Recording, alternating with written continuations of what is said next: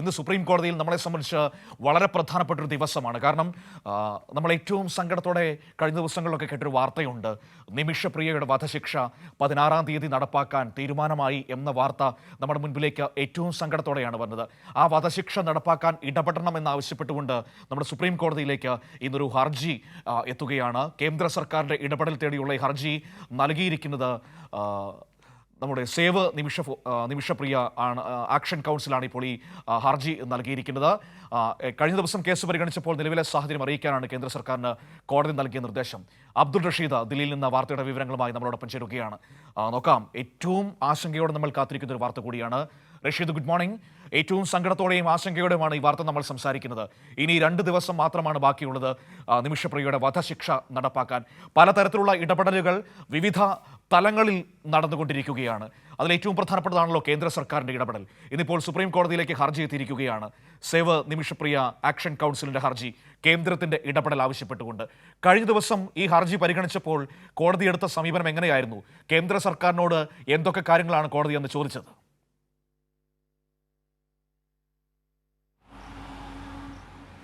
Good morning Manu. നിമിഷപ്രിയയുടെ മോചനവുമായി ബന്ധപ്പെട്ട ഏറെ നിർണായകമായിട്ടുള്ള മണിക്കൂറുകളിലൂടെയാണ് രാജ്യവും ഈ കുടുംബവും കടന്നു പോകുന്നത് എന്നുള്ളതാണ് ഏറെ നിർണായകമായിട്ടുള്ളത്. കാര്യം 16-ാം തീയതി, അതായത് മറ്റന്നാളാണ് ഈ നിമിഷപ്രിയ വധശിക്ഷ നടപ്പാക്കണമെന്ന ഉത്തരവ് യമൻ കോടതി പുറത്തുവിട്ടിരിക്കുന്നത്. ഈ ഒരു ഘട്ടത്തിലാണ് ഇപ്പോൾ സുപ്രീം കോടതി ഇത്തരത്തിലൊരു കേസ് അല്ലെങ്കിൽ ഈ ഹർജി പരിഗണിക്കുന്ന ഘട്ടത്തിലേക്ക് എത്തുകയും ചെയ്തിട്ടുള്ളത്. പ്രധാനമായും നിമിഷപ്രിയയുടെ ഈ മോചനത്തിൽ സുപ്രീം കോടതി കാര്യമായി തന്നെ കേന്ദ്ര സർക്കാർ കാര്യമായി ഇടപെടണം എന്നാവശ്യപ്പെട്ടുകൊണ്ടാണ് ആക്ഷൻ കൗൺസിലിൻ്റെ നേതൃത്വത്തിൽ ഹർജി സമർപ്പിച്ചിരിക്കുന്നത്. അടിയന്തര ഘട്ടത്തിൽ തന്നെ ഈ ഹർജി പരിഗണിക്കാമെന്നുള്ള കാര്യം നേരത്തെ തന്നെ ഈ ഹർജിക്കാർ ആവശ്യപ്പെടുകയും ചെയ്തിട്ടുണ്ട്. ഇതിൻ്റെ പശ്ചാത്തലത്തിൽ കഴിഞ്ഞ ദിവസങ്ങളിൽ സുപ്രീം കോടതി കേസ് പരിഗണിക്കുകയും പിന്നീട് ഇതുമായി ബന്ധപ്പെട്ട ചില ചോദ്യങ്ങൾ കേന്ദ്ര സർക്കാരിനോട് ഉന്നയിക്കുകയും ചെയ്തിട്ടുണ്ട്. പ്രധാനമായും നിലവിൽ ഈ നിമിഷപ്രിയയുടെ മോചനത്തിനായി കേന്ദ്ര സർക്കാർ എന്തെല്ലാം കാര്യങ്ങൾ ചെയ്തിട്ടുണ്ട്, അതോടൊപ്പം നിലവിൽ ഈ ഒരു സ്ഥിതി എന്താണെന്നതുമായി ബന്ധപ്പെട്ട കൃത്യമായിട്ടുള്ള വിശദീകരണം നൽകാൻ സുപ്രീം കോടതി ആവശ്യപ്പെടുകയും ചെയ്തിട്ടുണ്ട്. എന്തായാലും കേന്ദ്ര സർക്കാർ നിരവധിയായിട്ടുള്ള സമയങ്ങളിൽ ഇതിലൊരു വിയോജിപ്പ് കാണിക്കുന്ന അല്ലെങ്കിൽ ഒരു തണുപ്പൻ സമീപനം കാണിക്കുന്ന സ്ഥിതിവിശേഷം ഉണ്ടാവുകയും ചെയ്തിരുന്നു. പ്രതിപക്ഷ എംപിമാരടക്കമുള്ള ആളുകൾ ഇതുമായി സംബന്ധിച്ച് പ്രധാനമന്ത്രി നരേന്ദ്രമോദിക്കും അതോടൊപ്പം വിദേശകാര്യമന്ത്രി എസ് ജയശങ്കറിനും അടക്കം കത്ത് നൽകുന്ന സാഹചര്യങ്ങളൊക്കെ തന്നെ ഉണ്ടായിരുന്നു. ഡോക്ടർ ജോൺ ബ്രിട്ടാസ് MP രാജ്യസഭയിൽ ഈ വിഷയം ഉന്നയിക്കുകയും ചെയ്തിരുന്നു. എന്നാൽ പോലും കേന്ദ്ര സർക്കാരിൻ്റെ ഭാഗത്തു നിന്നും കാര്യമായിട്ടുള്ളൊരു ഇടപെടൽ ഉണ്ടാകാത്ത സാഹചര്യത്തിലാണ് ആക്ഷൻ കൗൺസിൽ ഇത്തരത്തിൽ സുപ്രീം കോടതിയിൽ ഹർജി സമർപ്പിച്ചിട്ടുള്ളത്. എന്തായാലും കേന്ദ്രത്തിൻ്റെ ഒരു ഇടപെടൽ ഉണ്ടാവുക, അതോടൊപ്പം ഈ യമൻ പൗരൻ്റെ കുടുംബവുമായി സംസാരിക്കാനുള്ള ഒരു അവസരം ഒരുക്കി കൊടുക്കുക തുടങ്ങിയിട്ടുള്ള നിരവധി ആവശ്യങ്ങൾ ഉന്നയിച്ചുകൊണ്ടാണ് സുപ്രീം കോടതിയിൽ ഈ ഹർജി എത്തുന്നത്. ഏറെ നിർണായകമായിട്ടുള്ള ഹർജിയാണ് എന്നുള്ളത് തന്നെയാണ് ഈ ഘട്ടത്തിൽ നമുക്ക് മനസ്സിലാക്കാൻ സാധിക്കുന്നത്. കാരണം മറ്റന്നാളാണ് ഇത്തരത്തിൽ ഈ നിമിഷപ്രിയയുടെ വധശിക്ഷ നടപ്പാക്കാനുള്ള തീയതിയായിക്കൊണ്ട് യമൻ കോടതി പ്രഖ്യാപിക്കുകയും ചെയ്തിട്ടുള്ളത്. ഈ ഒരു ഘട്ടത്തിൽ യമൻ കുടുംബവുമായി ബന്ധപ്പെട്ട് കൂടുതൽ ചർച്ച നടത്തണമെന്ന ആവശ്യം തന്നെയാണ് ഇപ്പോൾ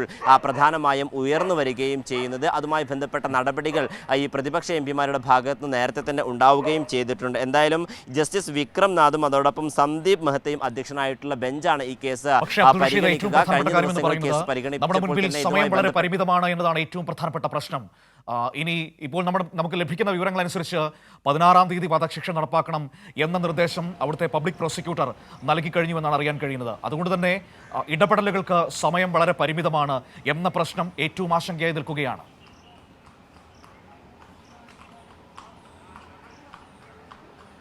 മനു, തീർച്ചയായും അങ്ങനെ തന്നെയാണ്. ഈ കേസ് മുന്നോട്ട് വന്ന ശേഷം, അതായത് കേന്ദ്ര സർക്കാരിൻ്റെ മുമ്പിൽ വന്ന ശേഷം നിരവധിയായിട്ടുള്ള മേഖലകളിൽ നിന്നും കേന്ദ്ര സർക്കാരിൻ്റെ ഇടപെടൽ ആവശ്യപ്പെടുന്ന ഒരു സ്ഥിതിവിശേഷം ഉണ്ടായിരുന്നു. എന്നാൽ ആ സമയങ്ങളിലൊക്കെ തന്നെ കേന്ദ്ര സർക്കാർ അതിനെ നിരാകരിക്കുന്ന ഒരു സമീപനമാണ് ഉണ്ടായത്. ഇതിന് പിന്നാലെയാണ് ഇത്തരത്തിൽ യമൻ കുടുംബം ഈ ദയാധനം സ്വീകരിക്കുന്നില്ല എന്നൊരു നിലപാടിലേക്ക് എത്തുകയും പിന്നീട് അതുമായി ബന്ധപ്പെട്ട ചർച്ചകൾ വലിയ പാളിച്ചകൾ സംഭവിക്കുകയും ചെയ്തിട്ടുള്ളത്. നേരത്തെ തന്നെ ഈ യമൻ യമൻ കുടുംബവുമായി ചർച്ചകൾ നടത്താനുള്ള ഒരു ഇടപെടൽ കേന്ദ്ര സർക്കാരിൻ്റെ ഭാഗത്ത് നിന്ന് ഉണ്ടായിട്ടില്ല എന്നതടക്കമുള്ള ആരോപണങ്ങൾ ഉയരുന്ന സാഹചര്യം ഉണ്ടായിരുന്നു. ഇടതുപക്ഷ എംപിമാരൊക്കെ തന്നെയും അതുമായി ബന്ധപ്പെട്ട ആരോപണങ്ങൾ രാജ്യസഭയിലും ലോക്സഭയിലും അടക്കം ഉന്നയിക്കുന്ന ഒരു സാഹചര്യം കൂടി ഉണ്ടായിരുന്നു. ഇതിന് പിന്നാലെയാണ് ഇപ്പോൾ ഈ ദയാധനം സ്വീകരിക്കില്ല എന്നൊരു നിലപാടിലേക്കും അതോടൊപ്പം യമൻ്റെ കുടുംബം എത്തുകയും ചെയ്തില്ല. എന്നാൽ യമൻ പൗരൻ്റെ കുടുംബവുമായി നേരിട്ട് സംസാരിക്കാനുള്ള ഒരു സാഹചര്യം കേന്ദ്ര സർക്കാരോ അല്ലെങ്കിൽ വിദേശകാര്യ മന്ത്രാലയമോ നൽകിയിരുന്നില്ല. അതിലൊരു ഇടപെടൽ നടത്തിയില്ല എന്നുള്ള ഒരു ആരോപണം ശക്തമാവുകയാണ്. എന്തായാലും നിമിഷപ്രിയയുടെ മോചനത്തിനായി വളരെ പ്രധാനപ്പെട്ട നിർണായകമായിട്ടുള്ള മണിക്കൂറുകളിലൂടെ തന്നെയാണ് രാജ്യവും ആ കുടുംബവും കടന്നു പോകുന്നത് എന്നുള്ളതാണ് ഏറെ ശ്രദ്ധേയമായിട്ടുള്ളത്. കാരണം മറ്റന്നാളാണ് ഇത്തരത്തിൽ നേരത്തെ സൂചിപ്പിച്ചതുപോലെ തന്നെ നിമിഷപ്രിയയുടെ വധശിക്ഷ നടപ്പാക്കണമെന്ന യമൻ കോടതിയുടെ ഉത്തരവ് വന്നിരിക്കുന്നത്. ഈ ഒരു അവസാന ഘട്ടത്തിൽ സുപ്രീം കോടതിയുടെ തീരുമാനം എന്തായിരിക്കും എന്നുള്ളതും ഏറെ നിർണായകമാണ്. കാര്യം സുപ്രീം കോടതി നേരത്തെ തന്നെ കേന്ദ്ര സർക്കാരിനോട് ഇതുമായി ബന്ധപ്പെട്ട പൂർണ്ണമായിട്ടുള്ള വിശദീകരണം, അതായത് കേന്ദ്ര സർക്കാർ നടത്തിയിട്ടുള്ള ഇടപെടൽ എന്തൊക്കെയാണെന്നതുമായി ബന്ധപ്പെട്ട പൂർണ്ണമായിട്ടുള്ള റിപ്പോർട്ട് സമർപ്പിക്കാൻ കേന്ദ്ര സർക്കാരിനോട് സുപ്രീം കോടതി ആവശ്യപ്പെടുകയും ചെയ്തിട്ട് എന്തായിരിക്കും കേന്ദ്ര സർക്കാർ സുപ്രീം കോടതിയെ ഇന്ന് അറിയിക്കുക എന്നുള്ളതും ഏറെ നിർണായകമായിട്ടുള്ള കാര്യമാണ്. മനു, തീർച്ചയായും ഏതായാലും ഏറ്റവും ആശങ്കയോടെ നമ്മൾ കാത്തിരിക്കുന്ന ഒരു വാർത്തയെക്കുറിച്ചാണ് ഇപ്പോൾ അബ്ദുൾ റഷീദ് സംസാരിച്ചത്. ഒന്നാമത് യമൻ എന്ന് പറയുന്ന രാജ്യം നമുക്കറിയാം ഒരു ഗോത്ര സ്വഭാവത്തിലൊക്കെ ഇപ്പോഴും നിയമങ്ങളൊക്കെ നടത്തിപ്പോരുന്ന ഒരു രാജ്യം കൂടിയാണ്. അവരോട് ഈ പറയുന്നത് പോലെ ഏറ്റവും നയപരമായി സംസാരിച്ചിട്ട് മാത്രമേ കാര്യമുള്ളൂ എന്ന് നമുക്ക് എല്ലാവർക്കും അറിയാവുന്നതാണ്. അത്തരത്തിൽ നയപരമായി ഇടപെടുന്നതിൽ വീഴ്ചയുണ്ടായിട്ടുണ്ട് എന്ന വലിയ ആക്ഷേപം ഇവിടെ കേന്ദ്ര സർക്കാരിന് നേരെ നിൽക്കുകയും ചെയ്യുന്ന ഒരു പശ്ചാത്തലം കൂടിയുണ്ട്. എത്രയോ കാലമായി ഈ പ്രശ്നം നമ്മുടെ മുന്നിൽ ഇങ്ങനെ നിൽക്കുന്നു. എന്തുകൊണ്ടാണ് ഒരു ഏറ്റവും മികച്ച രീതിയിലുള്ള ഒരു ഇടപെടൽ ഉണ്ടാകാതിരുന്നത് എന്ന വളരെ പ്രധാനപ്പെട്ട ചോദ്യമുണ്ട്. ഇപ്പോൾ മുഖ്യമന്ത്രി നേരത്തെ തന്നെ വിദേശകാര്യ മന്ത്രാലയത്തിന് കത്തയച്ചതാണ്. ഇപ്പോൾ പ്രധാനമന്ത്രി കത്തയച്ചിട്ടുണ്ട്. സംസ്ഥാനം സാധ്യമായതല്ല. നമുക്കറിയാം ഒരു വിദേശ രാജ്യവുമായി ഇടപെടുന്നതിൽ ഒരു സംസ്ഥാനത്തിൽ വലിയ പരിമിതികളുണ്ട്. അവിടെ രാജ്യത്തെ സർക്കാരിന് മാത്രമാണ് ഏറ്റവും വലിയ ഇടപെടലുകൾ പറ്റുകയുള്ളൂ. അത് വേണ്ട രീതിയിൽ ഉണ്ടായിട്ടില്ല എന്ന വലിയ ആക്ഷേപം കുറേ നാളുകളായി കേന്ദ്ര സർക്കാരിനെതിരെ ഉയരുന്നുണ്ട്. ഈ അവസാന നിമിഷങ്ങളിലെങ്കിലും എന്തെങ്കിലും ചെയ്യാൻ പറ്റുമോ എന്ന സാധ്യതകൾ തേടിക്കൊണ്ടിരിക്കുകയാണ് പല തലങ്ങളിൽ. നമ്മൾ ഇപ്പോൾ സുപ്രീം കോടതിയിൽ സേവ് നിമിഷപ്രിയ ആക്ഷൻ കൗൺസിലിൻ്റെ ഹർജി, ഒപ്പം തന്നെ കാന്തപുരം ഉസ്താദ് അദ്ദേഹത്തിൻ്റെതായ രീതിയിൽ അദ്ദേഹം ചില ഇടപെടലുകൾ നടത്തുന്നു.